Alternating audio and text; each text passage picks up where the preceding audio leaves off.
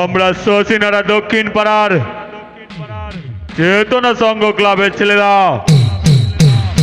শশীনারাতেই জন্ম আমাদের, শশীনারাতেই থাকবো। এই শশীনারা আমাদের ভালোবাসা।